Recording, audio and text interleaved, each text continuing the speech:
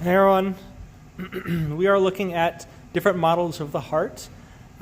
We've got several models here, and even one that's included in this large whole body model.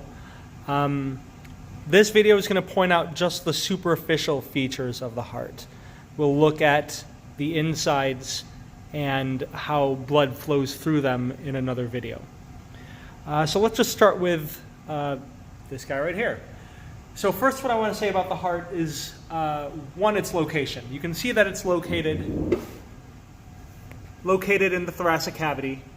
This whole thing is the thoracic cavity, whatever superior to the diaphragm. Specifically, it's within the mediastinum. Mediastinum is this middle portion of the thoracic cavity. It's intermediate to the pleural cavities. And the heart sits within a cavity, within a cavity, within a cavity. So the heart is within the pericardial cavity, which is within the mediastinum, which is within the thoracic cavity. So the heart has its own cavity, the pericardial cavity. And that pericardial cavity is surrounded by serous membrane. So directly against the heart, you've got visceral pericardium. Away from the heart, you've got parietal pericardium. So that's where it is located in the body. What you'll also notice is that the heart is slightly left. So it kind of creates a notch. It creates a notch in the lung. So the left lung is actually a little bit smaller than the right lung. It's called the cardiac notch, this little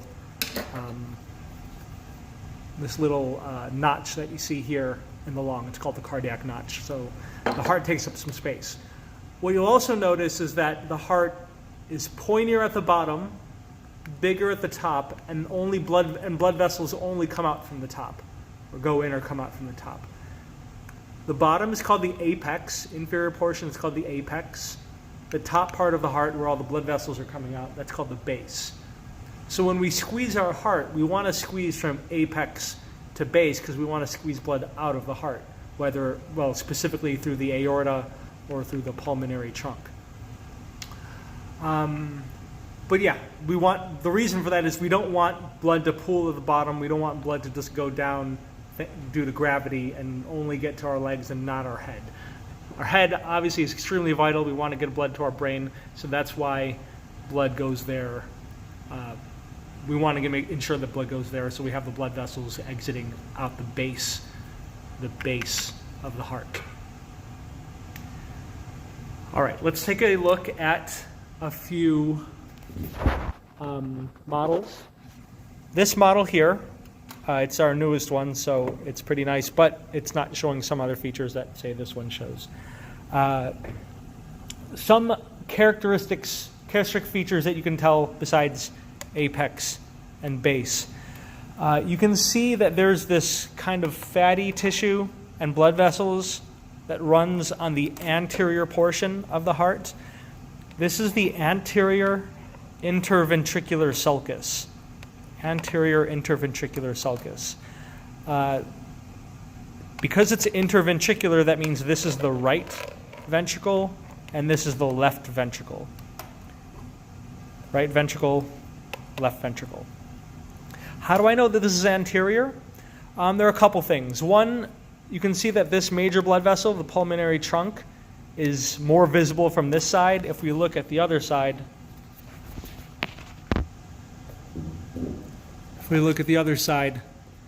you see other things here. You see this blood vessel. This is the inferior vena cava. You see these pulmonary arteries.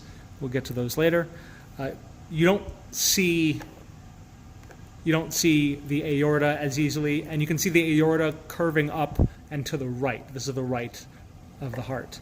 The left. Up and to the left. Aorta curves up and to the left. Pulmonary trunk and aorta are more visible from the anterior side. So that's how you know anterior from posterior. So again, this is the anterior interventricular sulcus. It separates right ventricle from left ventricle.